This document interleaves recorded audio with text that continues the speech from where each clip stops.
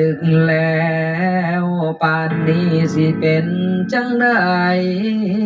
กินข้าวแล้วบ่อายคิดฮอดเจ้าหลายยามใดสิได้พอนาค่ำนี้คืนนี้อายต้องนอนอยู่กับเมียอายคิดฮอดเจ้าเด้อแต่อายก็ฮักเขาหลายอายบ่อยากเสียไผไปจังนั้นสินข้อสามอายก็ฮู้ดีแต่สินข้อสี่อายก็เฮ็ดบ่ได้ต้องหลอกเมียว่าบ่มีไผทั้งที่ใจอายก็ยังมีเจ้าบ่อยากให้ไผเสียใจอยากเก็บเอาไว้ทั้งสองคนอายมีเหตุผลที่อายต้องเฮ็ดแบบนี้ข้างกายก็คือเมียอายข้างใจก็คือเจ้า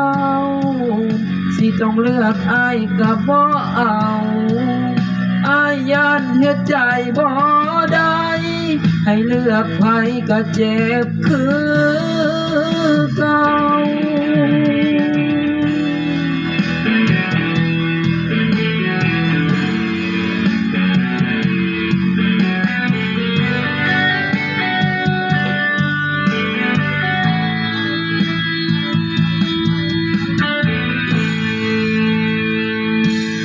สินข้อสามอายก็ฮู้ดีแต่สินข้อสี่อายก็เฮ็ดบ่ได้ต้องหลอกเมียว่าบ่มีไผทั้งที่ใจอายก็ยังมีเจ้าบ่อยากเป็นคนเสียใจอยากเก็บเอาไว้ทั้งสองคนอายมีเหตุผล